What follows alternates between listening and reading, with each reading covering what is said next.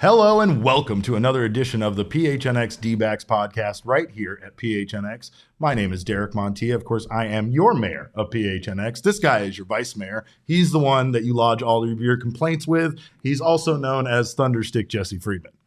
Yes, that is my role around here. That's if you have a problem with us, then you come to me. You address Jesse. Anything I say on the Twitter account, you please complain to Jesse. I'm responsible for Derek as well. He is. I've told you guys this before, but of course, this show is brought to you by the fine folks at the DraftKings Sportsbook app, America's top-rated sportsbook app. Jesse, I'm just still thinking about Zac Gallen and all the wonderful things that we had to say about him, obviously. He was the only pitcher that could win in this series against the Rockies, but more importantly, I went to bed last night thinking about our conversation of like 6 scoreless games, 6 and 2/3 scoreless game or 2 1/3. And it's just a really impressive streak. And we knew Zac Gallen wasn't going to lose any sleep over the streak ending. No, it didn't sound like it. It didn't sound like it, but we do have a clip from Zac Gallen after last night's game with his thoughts on not only this streak and the streak ending, but also the fact that this streak started one day after his 27th birthday. So far, 27's been pretty good to him. Yeah, I mean, I knew it would end at some point. It's one of those ones where it's bittersweet because, like I said on Friday, like just coming into it, the franchise record was the one that I was most really concerned about, really. Oral and, 59 was in a whole nother stratosphere for me. So I just tried not to really concern myself with that one. That was looking way too far ahead, but I knew the franchise record was within reach. So yeah, that was my job, just to go out and throw up a scoreless first. Obviously I'm glad it's over in the sense that it's a relief. I don't have to worry about trying to be so perfect out there, but at the same time it's one of those things that you may never get a shot at again to go at Orioles record. But yeah, I mean, ultimately it was a good run. It's kind of crazy that those are the first runs I gave up since I turned 27. So yeah, I kind of been holding on to that for a while. I was surprised nobody caught on to that. But yeah, I mean, I pitched the day before my 27th birthday, and for it to last that long, I guess you could say 27 started off on a good year. Yes, it did. And a historic note for the age of 27. But Zac Gallen will not be pitching in this upcoming series at home against the Dodgers, which makes me very sad. You know who is pitching, though? Today? Ryan Nelson. Yeah. It's a good day when Ryan Nelson pitches, going up against Tyler Anderson for the Dodgers. He's been obnoxiously good. He's like episode 87 of the Dodgers taking like a random dude who wasn't that good, and then the moment he's on the Dodgers, he sort of becomes a superstar. That's essentially what's happened with Tyler Anderson. So color me surprised, Eric, that this has happened. It's very annoying. It's very frustrating, especially with a team that has the money that the Dodgers have and the way that they can spend.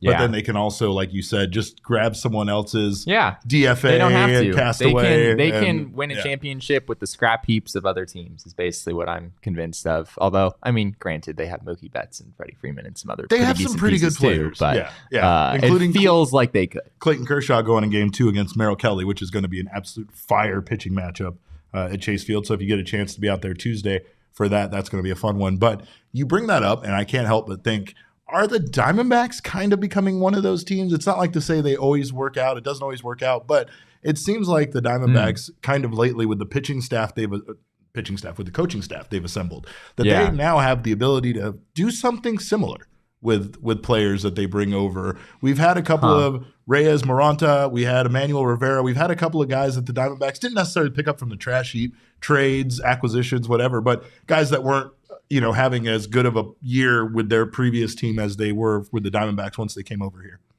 Yeah, that's interesting. I don't think so, to be honest. Not quite at the level that the Dodgers Well, are, right? Obviously not at that level, right. But Emmanuel Rivera has been a good story. He also had a run of, he was like 0 for 20 with 11 strikeouts going into yesterday's game. So he did kind of come back to earth a little bit. But Reyes Moranta, I mean, he's sort of been around the league for a while. I don't think he's necessarily looked that much better with the Diamondbacks as he has with other teams. The story there is just that, like, Reyes Maranta is one of the Diamondbacks' best relievers, and he wasn't good enough to even warrant a roster spot for the Dodgers. Yeah. That's more the story there than him like improving that much in my mind. But getting an opportunity and doing something significant with it, I think, is part of this, right? Yeah, the D-backs have done, like last year, they picked up Noé Ramirez toward the end of the season. And although he has since been DFA'd and hasn't been as effective this year, he was really good like through the end of the season last year. So the D-backs at times have, picked up some journeymen from other teams and they've performed pretty well here, but not necessarily for the long haul, not necessarily the way that Tyler Anderson has blossomed in LA or the way that Justin Turner has become like this perennial all-star type after being, like sort of a nobody with the Mets. Like Justin Turner wasn't good at all when he was with New York. So yeah, I mean, the way that the Dodgers managed to do this is just incredible. And I don't think any team really is like them in that regard. Well, the D-backs are 2-9 against the Dodgers this season, including riding it's not great. a current 8-game losing streak into this series. Josh Rojas has been pretty effective against the Dodgers this season, hitting .308. But nobody has been more effective against the Dodgers since 2019 than Christian Walker. The only other person that has as many home runs as he does against the Dodgers is a little guy named Fernando Tatis Jr., who currently isn't playing. So Christian Walker has a chance to add to that, maybe run away with being the biggest nuisance to the Dodgers, the biggest terrorizer of the Los Angeles Dodgers. But that's exactly what the Diamondbacks are going to need in order to have a chance in this series. And not just this series, but like we talked about yesterday, the Diamondbacks play the Dodgers 8 times in 10 days. I don't know what we did to deserve this. I don't know who we wronged, but it's the case is what it is. It's the reason why when we looked at the Diamondbacks schedule ahead, we talked about it, and it's not just our opinion. It was factual that the Diamondbacks did have the hardest schedule going into the second half, and the majority of the reason why is because of the number of games they had against the Dodgers and the Padres, to be honest, which are also part of this dreadful homestand. Yeah, Charles Woodall Pike says we can't have nice things, which when it comes to the schedule is sort of the case. And the great news, Derek, is that next year the Diamondbacks start the year with like a terror of a first month of the season. So, if the end of this year isn't good enough for you, then next year we get to do all of this all over again. The good news, Jesse, you presented it so positively, and then sometimes I'm sarcastic, and then I realized you were being sarcastic, but it was just so dry. That's the way. Is Jesse has learned on this podcast to present bad news in a good way. So that way, I mean, even if it's awful news, he's still telling you in a way, like the way he just slipped in Emmanuel Rivera was 0 for 20, right? Is that what you said, 0 for 20 coming into the yesterday's 0 for game? 20 with 11 strikeouts. Yeah, he just slipped it in there. He said it with such a nice inflection, it made you believe that it wasn't that terrible of a thing. But I was ready to believe. Yeah. I think Charles Woodall Pike earlier had a comment or a question. I know we're not onto the Mailbag Monday questions yet, but he wanted to know what's more difficult, playing the Dodgers 8 times in 10 days or managing Derek? Am I allowed to answer that question honestly, please, front of our audience? Please, go ahead. I've been drugged through the mud already today. I'm ready for more of it. Let's go. Yeah, I mean, Derek is truly wonderful to work with. There's really, I don't believe this. He's an absolute saint. He's only saying that. Derek is a massive diva who has a writer for every show. Yes, I have to. She's telling you the truth. I have to froth the milk in his coffee. She makes such a big deal about we have a frother, right? I mean, it's not like I'm asking you to do it with a fork. We have an electric frother. It's not that difficult. And it's not that hard to do it without me asking, but she refuses to, so that's why I have to scream at her every single day. Of course, playing the Dodgers makes me want to scream, but we get to watch that today. Anyway, Jesse, anything you are looking forward to tonight at the ballpark since you're going to be there? I just am excited to watch Ryan Nelson pitch again, honestly. Yeah. I mean, he was so good in his debut in San Diego, which there's definitely a trend developing there that I know some people have picked up on. Like if the Diamondbacks have a young starting pitcher making their major league debut or making their first big league start, you should probably have them pitch against the Padres because what Tyler Gilbert did last year, what Ryan Nelson did this year. The Padres, for some reason, are the team that it seems like you want to face in your first big league start. But yeah, I mean, this is going to be a test for him, right? That Padres lineup is deep, and he already, performed really well against that Padres lineup, but the Dodgers lineup is even deeper, and if he comes out there and in his first home start is able to have a similar outing to what he did in San Diego, I mean, that would be really remarkable. You can't ask for a bigger test than facing the Padres and Dodgers back to back in your first 2 major league starts. Yeah, you really can't. As a National League West pitcher, right? Welcome to the big leagues, kid. Yeah. Here's Juan Soto and Manny Machado and Justin Turner and Freddie Freeman and Mookie Betts. And it's pretty brutal. And you know what? I think especially this kind of comes back to the whole theme of this season, right? Getting these guys this playing time. There's a part of you that goes out and pitches against a team like the Padres that has this aura, pitches against a team like the Dodgers. Yeah, they might destroy you. That's going to happen every once in a while to even the best pitchers, right? But the point is that you can go out there and realize that there's not this mythology about them, that those are just guys playing baseball. That's just a man in a box that you're pitching against. And the faster, just a man in a box. Just a man in a box. It's a little chalk line box. He has to stay in that box, Jesse. That box is conforming. Don't be afraid of Freddie Freeman, people. He's just a man in a box. A man in a box.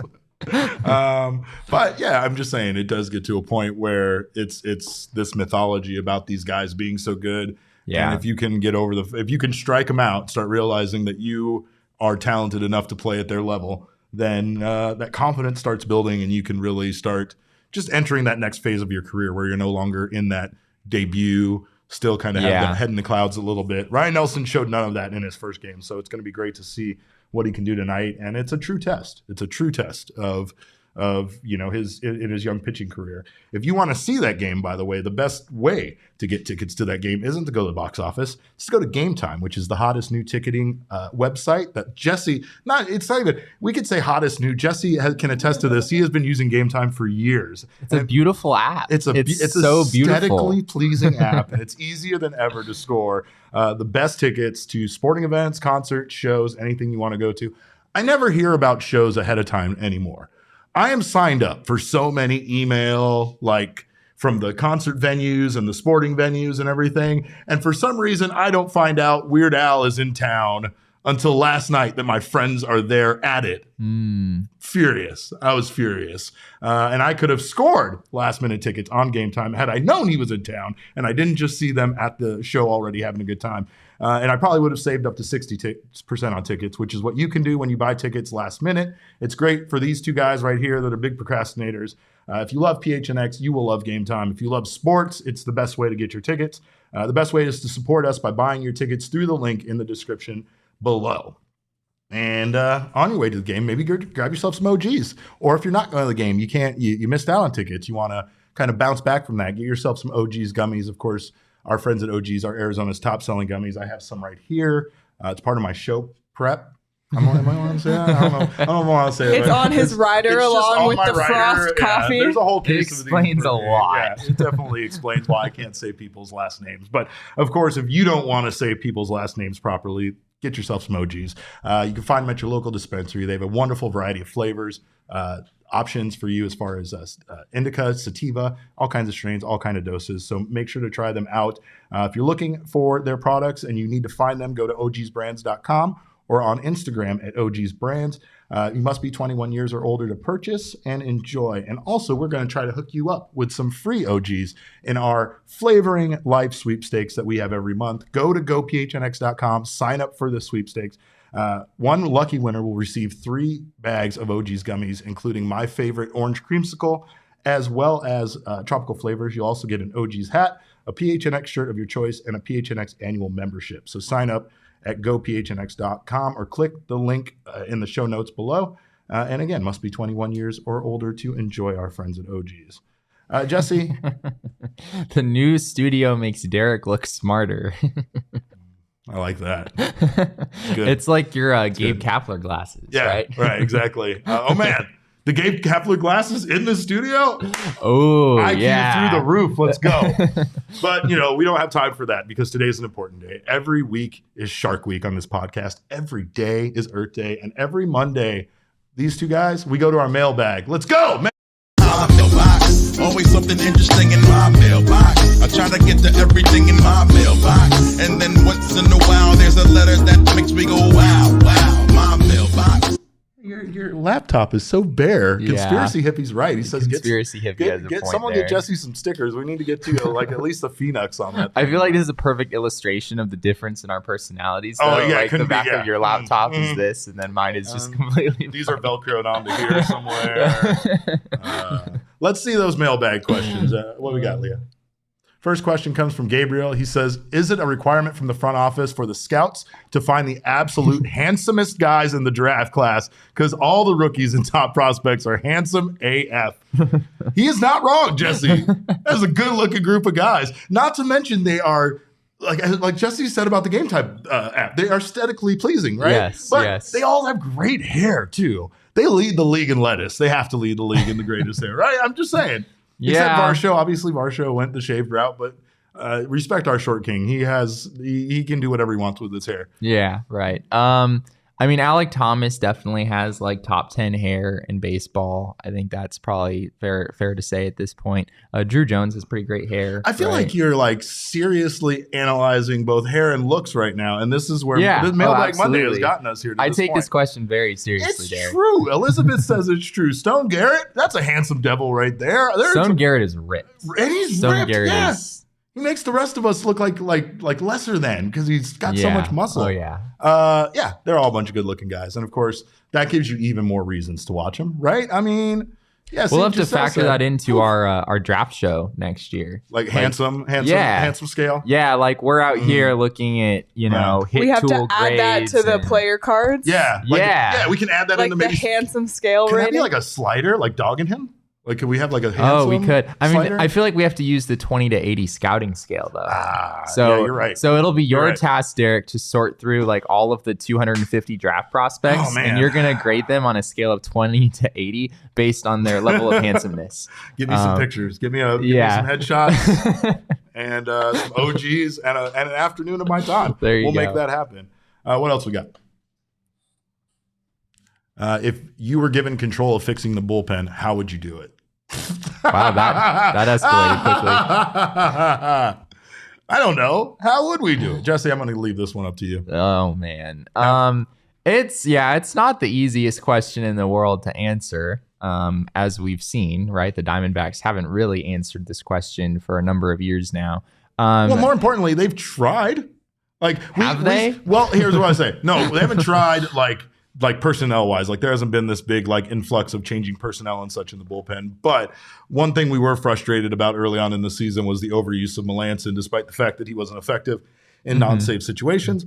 And then they just decide to only put him in non-safe situations. But since then, we've seen them kind of move away to like kind of trying different things. Ian Kennedy really doesn't seem to be working out. So you're talking about like their usage. Just recently. Recently. They finally like broke the way. It seems like anything goes now. It feels like there is no plan for the closing the game or anything. It's just who the fuck can go out there and stop this, Yeah. Like they should just walk around the bullpen and just ask the guys like, ¿Quién es más fuerte? Like, who is the strong one today? Like get out there and start like getting their ego and pride involved. And like, you know what I mean? Like get someone to step up. It's going to be Moranta. Yes. Just soy más fuerte. Yeah, that's. I think that like in terms of what they could do over the off season in order to get to a better place next year, it honestly comes down in my mind, which may sound a little bit crazy, and I think it sort of is a little bit crazy. I think it comes down to your young guys. Like which of the prospects coming up can you turn into relievers? And it might involve some tough decisions. Like maybe Dre Jameson comes up and he doesn't start. Maybe he's a reliever and the Diamondbacks just kind of let him develop out there, and maybe they leave the door open down the road for him to turn back into a starter. But at a certain point, like, it'd be great if Dre Jameson was a good starter, but like it'd be even better if he was like a dominant closer, right? Like you would honestly prefer that almost at this point. So the D-backs have a lot of interesting young arms. Luis Frias, we've seen a little bit of this year. JB Bukauskas is another name. There's actually a decent list of guys in the minor league system who are still relatively young, who have good stuff, who have back of the bullpen type of stuff. And I think the D-backs need to go and trust those guys and really invest in those guys pitching out of the bullpen. The issue with going any other route is that like we've seen how the free agent market works, right? When it comes to relievers. I mean, ask our friends over at DNVR, right? The Rockies, of course, spent like $100 million on their bullpen a few years ago, and it was an utter disaster. And those kinds of things happen regularly. Like Craig Kimbrell hasn't been that good. Kenley Jansen hasn't been quite as good this year for the Atlanta Braves. Right. So there's just a bad history there. And if you want to trade for like a well-established reliever who's like an elite reliever, you're going to pay a king's ransom for that. And it just doesn't make sense for the Diamondbacks to trade, young players who are still developing for a controllable reliever that is always just so volatile in this sport. So the free agent market feels like sort of a dead end in some ways. We've seen that play out over the last few years. The Diamondbacks aren't going to go sign Edwin Diaz this offseason, right? He's going to cost. Yeah, stop tweeting us that. That's not going to happen. All right. It'd be fun. It'd be fun. It'd be great. But it's not. This guy that used his song to come out of an elevator. Like, of course, I'm going to be most excited about that. But stop giving me false hope, because that makes it harder for Jesse to manage me. I'm uncontrollable. I already have my hands full. He has his hands full, folks. But yeah, like you said, there's other pieces. Like Blake Walston isn't ready yet. Brandon Pfaadt, we don't want to see him in the bullpen. We want to see Brandon Pfaadt as a starter, right? So maybe there's an opportunity there for Tommy Henry to maybe fill a bullpen role. Maybe there's an opportunity for Dre Jameson there. The Diamondbacks just don't have a lot of pitchers in their system that are considered their top 30 prospects. And honestly, they keep drafting guys that shoot right up, positional players that shoot right up the ladder. And you're just not seeing that many pitchers also on that list. Like Ivan Melendez, the Hispanic Titanic, he's already 10th the Diamondbacks prospects listing. So, I mean, it's it's one of those things that when you look at some of the names, it's the same names that have been on there for a few years, and some of them are ready now. And honestly, it's the 6-man rotation thing. That's probably just for the Diamondbacks doing what they're for this upcoming week. These 8 games against the Dodgers in 10 days, and this. I mean, they've sort of already nixed the 6-man rotation. They did. Tommy Henry got sent down. So. We'll see if the D-backs bring that back. He could still get called back up, though, potentially. It might have just been so that he didn't miss a start in between there, and what it could be like giving him one start in the minors to try to work on some things, and then they could just call him right back up to help out with the doubleheader situation in LA. So that is possible. They just call it Brandon Pfaadt. Or they call it Brandon Pfaadt, which would be very fun. We like that idea more. Next question. If you had to pick one D-backs player to go on the hit CBS show Big Brother with, who would you pick? Oh my God, I love this question. All right. Well, this is 100% for you. I know you don't know this show. No, absolutely not. So Big Brother is a show on CBS. It's been on for years. It's a game show where people go live in a house together, like Real World or anything like that, but they're trapped in the house. So they cannot leave. They have to compete in games for like who's the head of the household, and then they eliminate people like any other reality show. Like, 2 people have to go up, 1 person goes home, right? So I guess part of the problem here is it has to be, like if they found out that we had a relationship outside of the house, then we would be targets instantly. That's the way that game goes. But interesting. So they're saying, who would I want to be in the house with? Okay, I have two very good answers to this. The first one is Josh Rojas. I feel like that's just like our default answer. No, I'll give you a very good reason why. Josh Rojas, to me, is a gamer, right? And you need to be able to do anything it takes to win in this game. It's one of those games where you just destroy relationships and you lie to people and you just people hate you at the end. And I feel like Josh Rojas is that kind of guy. Yeah, that would makes sense. He would understand what's on the line. He would want to get to the end goal, and he wouldn't care who he hurt along the way to get there. And I'm confident about that. The other person, of course, is our other default answer. It's Madison Bumgarner. And it's not to play with him in the house. It's because to see Madison Bumgarner trapped in a house with other individuals and not be able to get away from them and have to put up with their bullshit, Madison Bumgarner would be an absolute just powder keg ready to explode, and I would want to be there for it. I would want a front row seat to see him go full evil dick, again, a reference he's never going to understand, on the household and just scream and belittle people, and it would be great. So those are my answers to that. Leah, have you seen this TV show? Do you know what we're talking about? I know what you're talking. Admittedly, I've never watched Big Brother, but I do know what it is and I understand it. Okay. So I watch any reality show that has a monetary prize. I'm a huge Love Island fan. See, that's the thing. I can't watch reality shows where love is the prize. No, Jesse. There's money. Love is not a prize, Jesse. There's money at the end. There is money. All right. Well, then maybe I'll check it out. I don't know. We'll see.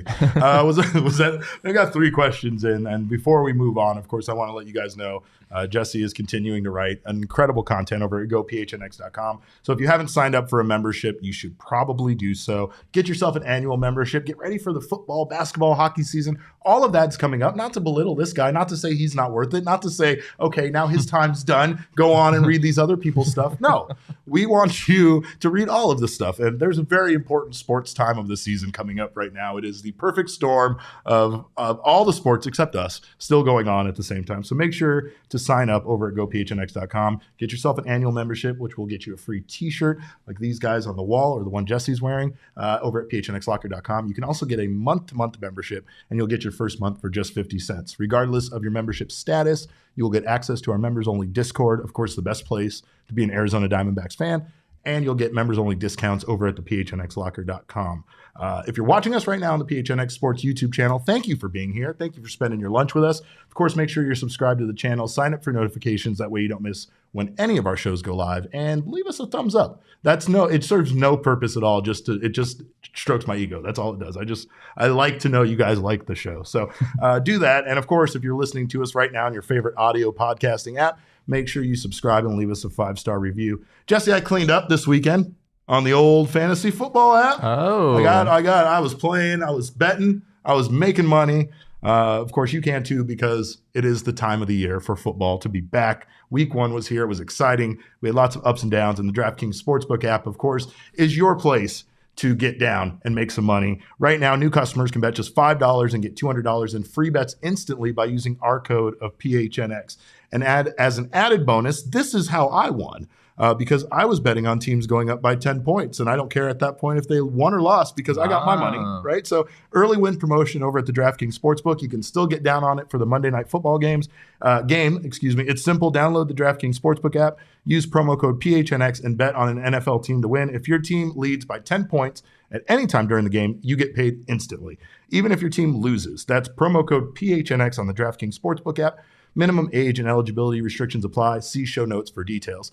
And I hedged my bets emotionally because I didn't bet against the Cardinals, but I did bet on players on the Chiefs to do very well. And I wasn't wrong about that. Because they did. Yeah. See, you can do that, right? Like I don't care if my team loses, but I have a feeling that Mahomes is going to go for 300 yards, which he absolutely did. So make sure to get down. How many touchdowns did he throw? 5? I don't want to talk about it. I think that's not the show. I just want to add that I won a 4-leg same game parlay on the DraftKings Sportsbook app this weekend. I was very proud of myself. Yes. I had a really good day on DraftKings yesterday. It was fun. It was fun. I got some free bets, and I used my free bet on a ridiculously long parlay. It had a value of plus 36.95, like 3,695. Wow. I missed it on 2 games, so Yikes. I was pretty close. 2 games. I feel like I'm close. I'm going to get closer next week on the DraftKings Sportsbook app. Leah, do we have some more mailbag questions? Let's go. This one's a good one. Ryan Simmons asks, has Pavin Smith played his last game in a Diamondbacks uniform? Jesse. Wow. That's kind of a bummer, but I think that it's worth asking because unless Pavin Smith starts tearing the cover off the ball and showing some incredible defense, I mean, we have seen him play good defense, but incredible defense enough to supplant one of the guys that we have out there now. It's maybe a little sketchy. I don't know if I'm ready to say that he's played his last game with the Diamondbacks. Like, he's still in the organization, and he's not healthy yet, unfortunately. He's still recovering from that fracture that he suffered in Reno a couple months ago.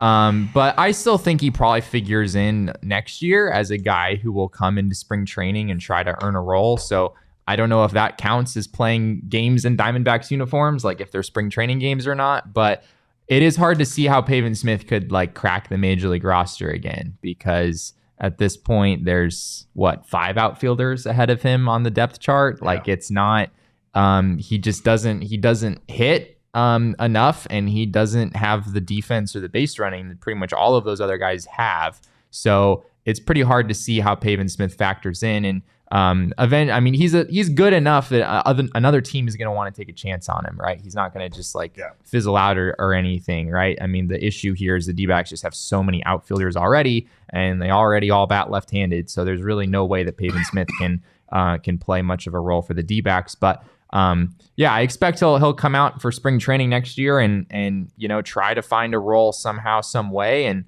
maybe he has a shot to do that if he has a big spring. But if not, the Diamondbacks might look to move him elsewhere.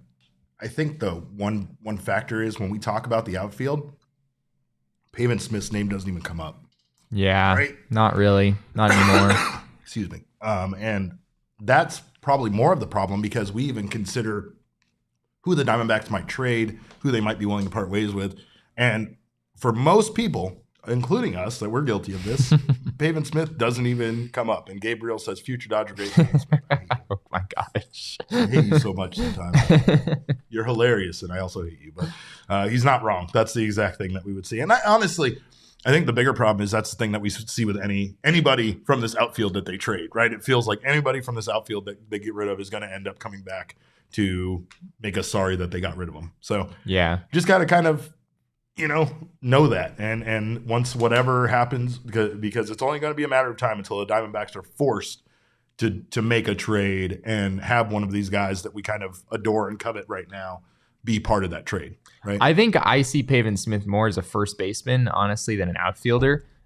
Just given how much outfield defense the D-backs already have, there's really just there's just no way. Like, you're just not going to play Pavin Smith there anymore. And Gabriel makes a good point by saying that Walker would need to be out for an extended period. I think that sort of makes sense, right? Pavin Smith sort of slots in as the backup first baseman because he plays decent defense at first base. Like, you can get by with his glove at first base. So the bat is always going to be the big variable there, whether he can figure out how to hit a little bit more than he has. Jagurtha Tell-All, I hope I said that right. Hello from the other side of the world. You rock. Thank you for joining us. We always appreciate you being here. We got more mailbag questions. With the team improving the way that they have this second half, do you think the D-backs will look to acquire a closer in their prime versus a Fernando Rodney, Boxberger, Melanson type of signing? As much as I would wish for that to be the case, I don't think it will be the case. What I hope is that, like we discussed, that the Diamondbacks start going more with a youth movement. If they're going to go to somebody, maybe a younger guy, maybe a guy that hasn't had an opportunity, maybe a reliever that just has proven themselves the way that certain guys in our bullpen at times have. Unfortunately, I don't feel like anybody has really played consistently well enough outside of the way Mantiply was pitching early in the season to be considered that kind of role right now. Yeah, it's hard to say exactly how you piece this together, but unfortunately, I don't think that, going out and getting a closer right in the middle of their prime, it's just hard to see how that would happen. Like, are the Diamondbacks willing to trade some of their young pieces in order to get a deal like that done? If you're trading for a young closer in their prime, that there's going to be a really significant cost there. So I doubt the D-backs go that direction, at least not this offseason. Maybe that's something they'd explore further down the road. But at this point, I think it's a matter of bringing in a couple of veterans. I think they'll still do that. Maybe they try to find guys who are a little bit younger than 37 or 38. We've seen that. We've seen how that works over and over and over again, right? Shots fired at me. Shots fired at open shirt Derek, and I don't like it one bit. So yeah, I think you still probably try to get some veterans in here, but you probably try to leverage some of those young arms that the Diamondbacks have, and there's more on the way, right? There's Bryce Jarvis, there's Slade Ciccone, there's other guys in the minor league system who could fit this profile as well, and hopefully if you kind of invest in those guys and give them a shot in that role, maybe a couple of them are able to separate themselves. All right. Who else? What else do we got? Oh, potential for trade deadline. Ben says potential for deadline trades 2023 if they're winning. Oh. Wow.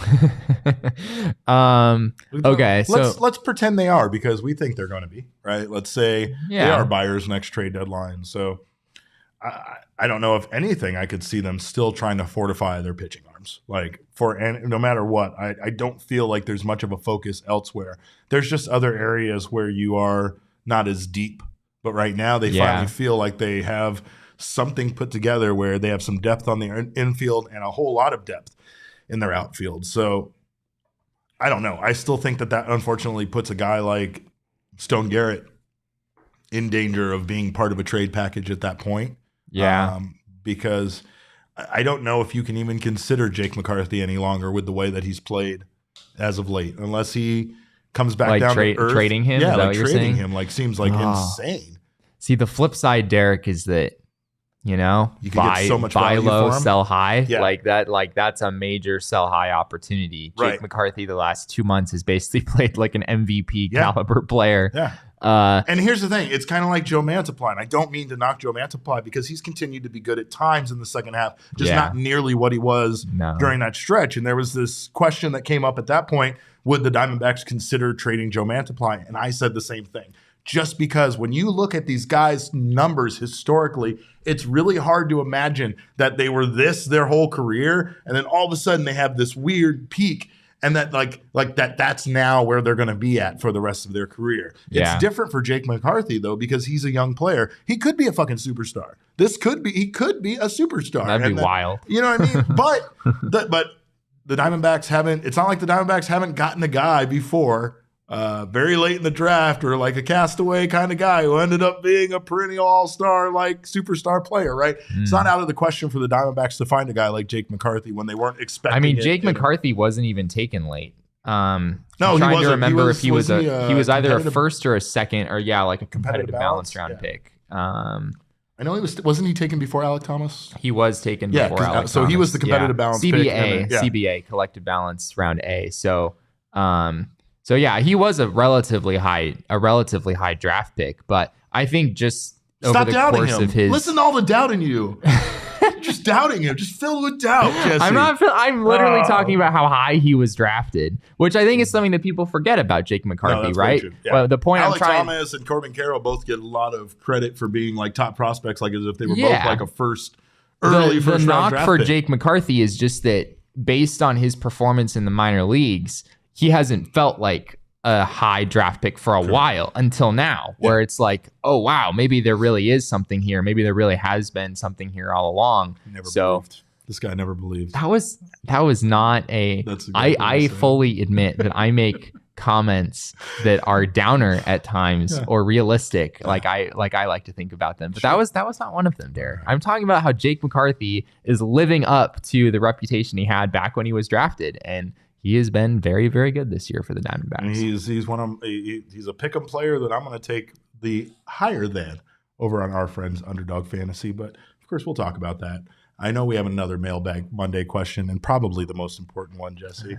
Our friend Chris asks, "What's your favorite dinosaur?" Well, it's definitely Rex from Toy Story. Oh wow, you gave a specific dinosaur. Yeah. Oh yeah. I felt like she was like asking more of the general, like, "What's your favorite dinosaur species?" But well, he's a T-Rex. So there you go. There's my answer. Wow.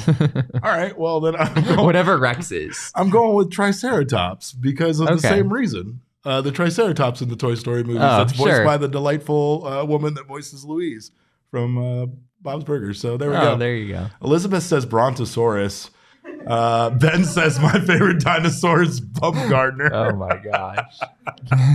Oh, Ben, you win. You win best comment, Ben.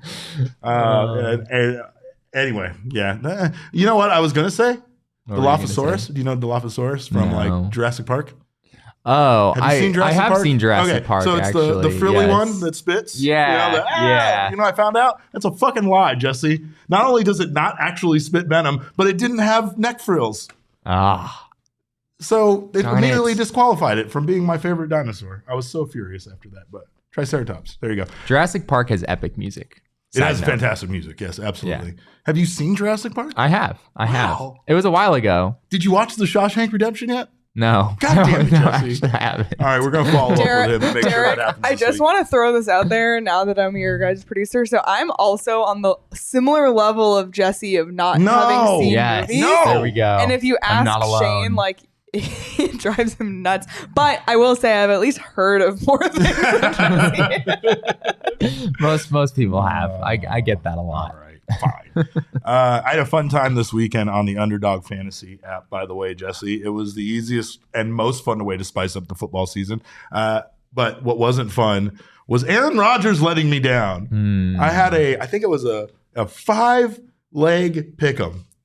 And all I needed was Aaron Rodgers to step up against the Minnesota Vikings, and he shit the bed on his fantasy points. But everybody else did me solid, and I had fun keeping up with that. It made my football day so complete. Between my fantasy football, my bets, and my pick'ems over at Underdog Fantasy, I had just a wonderful day of winning money and at least paying attention to all the games. I think that's the one thing about all of this stuff is it makes it so much more fun to watch football. Just look for your favorite players, or anyway, players that you think are going to do good or aren't going to do good. You basically go onto the app. You have a stat. You have an option. Sometimes it's fantasy points. Sometimes it's receiving yards. Sometimes it's rushing attempts. It can be all sorts of different factors. And all you have to decide is whether you want to go higher or lower than the number that Underdog Fantasy provided you with. If you get your picks right, you can win up to 20 times your money in a single night. The more picks you add to a single line, the higher the odds are, the more money you can win. And again, like I said, I was this close. But I forgive Aaron Rodgers because he gave an incredible interview with Caleb Presley from Barstool Sports that I will never forget. I laughed harder than I've ever laughed before at a sports interview. What was so funny about this interview? Everything. It's so incredibly stupid and funny, and Aaron Rodgers is very funny in it. Like, it's just an all around. At one point, Jesse, they blindfold Aaron Rodgers and vaccinate him during the interview. That's all I have to say. So make sure to check that out. But of course, I had a great day, and you can too. If you go onto the Underdog Fantasy app and deposit $100, Underdog Fantasy will double your first deposit. So that's how I got my cash in there. And it makes it a little more fun. Kind of throw that free money around. Need something to make football more fun to watch, because it's just, this guy is a staunch baseball fan, and that's what he likes. He knows what he likes. I'm also just a really depressed Cardinals fan who's just sort of like disengaged from the football universe. Talk about that. Oh, God. But anyway. If you remember, use our code PHNX over at Underdog Fantasy, and you can sign up using the link in our show notes. And also, this Saturday, speaking of football, on the 18th, we'll have a Cardinals watch party at Four Peaks, 12:30 p.m. Join us. We have drink specials, Cardinals ticket giveaways, and a 220-inch screen experience. So make sure to check our link in the description below. We have a 220-inch screen? 220-inch screen. Oh, my God. This screen was unbelievable. It blows up. It's like a bounce house, but it's a screen to watch football on. So fantastic. So, yes, Ben says Cardinals broke my heart over and over. You know, the best way to get over that is to drink a bunch of beers over at Four Peaks with your friends from PHNX. We'll be out there. Hang out with us. The link is in the description below. And, of course, you must be 21 years or older and enjoy responsibly. If you can't make it out, try to make it out to the 8th Street Pub. It's a great place to go drink some beers at. Or do it at home. Go to your local grocery store, pick yourself up some Four Peaks, and enjoy the wonderful variety of beers that they have to offer. Jesse, that's all we got. I know you have to go interview some Diamondbacks players. Oh, yes. Our Cheerston Cheerston's already down there interviewing Stone Garrett as we speak. I don't understand. The moment Cheerston sets foot in the Diamondbacks clubhouse, apparently she gets like VIP access or something. I don't know how that. I swear to God, I thought I was the mayor around here, but I guess I have no power at all. Yeah, when you show up, nobody knows who you are. They're just like, no, he's not wrong. They really don't. Tell Marte introduces himself to me every single time we meet, like it's the first time we met. Every single time. But anyway, thank you guys for watching. Thank you guys for being here. Of course, make sure to follow us on Twitter. I'm at Cap_Caveman with a K. This guy's at Jesse N. Friedman. Our show is at PHNX_DBacks. But of course, all roads lead to at PHNX_sports on Twitter, Instagram, and Facebook. We want to thank you guys again, but we also want to thank our friends at More Furniture for hooking this office up. We can't wait for you guys to see a special preview tour of the office. It's going to be coming online, so keep an eye out on social media for that. Until then, we thank you guys again for joining us. On behalf of Jesse and myself, we always appreciate your time. And remember, kids, baseball is fun, but it's even more fun when the Cardinals lose so badly that you have to turn to baseball to kind of get over it.